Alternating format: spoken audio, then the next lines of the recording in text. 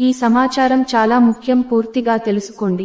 పరాయి మత ఛాందసవాద పాలకులచే మన మెదళ్లలో నాటబడ్డ బ్రాహ్మణ వ్యతిరేక సిద్ధాంతం అర్థం చేసుకోవడానికి బుర్ర ఉంటే చాలు. ఎవరికైనా అపారమైన తెలివితేటలు అవసరం లేదు. మన దేశాన్ని తుష్కర మూకలు 800 సంవత్సరాలు, క్రైస్తవ మూకలు 200 సంవత్సరాలు అప్రతిహతంగా పాలించారు. మరి ఈ దేశంలో కొన్ని వర్గాల వారు అభివృద్ధి చెందలేకపోవడానికి పూర్తిగా బ్రాహ్మణులే కారణం అంటుంటే మన బుర్ర ఎప్పుడైనా ఆలోచించిందా? మన దేశాన్ని పాలించిన చక్రవర్తులలో అధిక శాతం బ్రహ్మణేతరులు కాదా? ఉదాహరణకు చంద్రగుప్త మౌర్య, శ్రీకృష్ణ దేవరాయ, ఛత్రపతి శివాజీ, చోళులు, పాండ్యులు వీళ్ళెవరూ బ్రాహ్మణులు కాదే. బ్రాహ్మణుడైన చాణక్యుడు లేకుంటే చరిత్రలో చంద్రగుప్తుని స్థానం ఏంటి అసలు? మన పురాణాల్లో గాని కథల్లో గాని మనం ఏం చదువుకున్నాం? అనగనగా ఒక ఊరిలో ఒక బీద బ్రాహ్మణుడు ఉండేవాడు. అతని కుటుంబానికి తినడానికి తిండి కూడా ఉండేది కాదు. ఒకరోజు అతను అడవిలో వెళ్తుండగా ఇటువంటి కథలే కదా మనం చదువుకుంది. మరి అంత పేద బ్రాహ్మణుడు వేరే వారిపై వివక్ష ఎలా చూపించాడంటారు చెప్పండి? నేడు హరిజనులుగా పేర్కొనబడుతున్న కొన్ని కులాల వారిని నిజానికి అంచివేసింది భూస్వాములు, జమీందారులు, క్రైస్తవులు, ముస్లింలు మాత్రమే. మొత్తం బ్రాహ్మణులలో అర్చక వృత్తి చేపట్టే వారు కేవలం 20% మాత్రమే ఉంటారు. ఒకసారి ఆలోచించండి, మన స్నేహితుల్లో ఉన్న బ్రాహ్మణుల్లో ఎంతమంది అర్చక వృత్తి చేపట్టారో ఆలోచించండి. మేధావులు చెప్పినట్టు బ్రాహ్మణులకు మాత్రమే వేద విద్య అనుకుంటే నేడు మనకు ఆది కావ్యమైన రామాయణం ఉండేది కాదు. హిందువులకు అత్యంత పవిత్రమైన భగవద్గీత, పురాణాలు, మహాభారతాలే ఉండేవి కాదు. వీటిని రచించింది బ్రాహ్మణులు కాదు. ఎప్పటి సంగతో ఎందుకు, హిందూ ధర్మ రక్షకుడు అయిన స్వామి వివేకానంద బ్రాహ్మణుడు కాదు. చరిత్రలో బ్రాహ్మణులపై దాడి.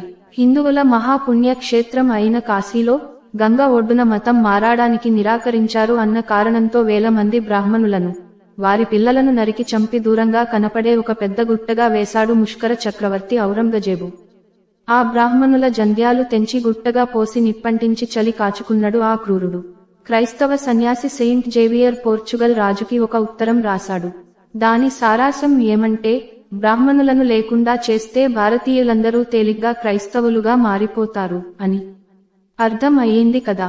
బ్రాహ్మణ వ్యతిరేక సిద్ధాంతం వెనుక ఉన్న అసలు కుట్ర ఇది. వేల మంది గౌడ సరస్వతి బ్రాహ్మణులను కిరాతకంగా చంపించాడు నేర విచారణ పేరుతో. దీనినే మనం గోవా ఇంక్వసిషన్ పేరుతో చరిత్రలో చదువుకుంటాం. మైసూరు ప్రాంతం మేల్కోటెలో దీపావళి రోజున 800 మంది అయ్యంగార్ బ్రాహ్మణులను ఊచకోత కోయించాడు టిప్పు సుల్తాన్. అందుకే ఇప్పటికీ ఆ ప్రాంతంలో బ్రాహ్మణులు దీపావళి జరుపుకోరు. ఇక కాశ్మీరీ పండిట్ల సంగతి తెలియనిది ఎవరికి?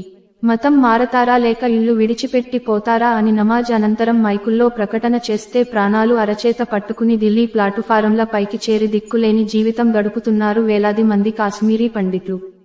ముష్కర జిహాదీల చేతుల్లో దాదాపుగా హత్య చేయబడ్డ వారు 5 లక్షల మంది. మీకు తెలుసా, కాశీలో రిక్షా తొక్కుకుని జీవించే వారిలో అధిక శాతం బ్రాహ్మణులే. ఢిల్లీ రైల్వే స్టేషన్లో కూలీలుగా పని చేసేవారిలో 50% బ్రాహ్మణులే. ఆంధ్రప్రదేశ్లో వంట పని వారుగా పని చేసేవారిలో 75% బ్రాహ్మణులే. ఈ బాధలు పడలేకే చదువుకున్న బ్రాహ్మణులు ఎక్కువగా సాఫ్ట్వేర్ ఉద్యోగాలు చేస్తూ విదేశాల్లో స్థిరపడుతూ అక్కడ మన సంప్రదాయాలను ప్రచారం చేస్తున్నారు. బ్రాహ్మణులు ప్రధానంగా జ్ఞానానికి ప్రాముఖ్యత ఇవ్వడం వల్ల మత మార్పిడి మాఫియాలు ఎక్కువగా బ్రాహ్మణ వ్యతిరేక కథలు ప్రచారం చేస్తుంది. వారు చెప్పే తాటాకు చెంబు కథలు చరిత్రలో ఎక్కడా కనపడవు. కానీ ఒక అబద్ధాన్ని పదే పదే చెబితే దాన్నే నిజం అనుకుంటుంది ఆలోచించే సమయం లేని లోకం. ఇదే వారి సిద్ధాంతం.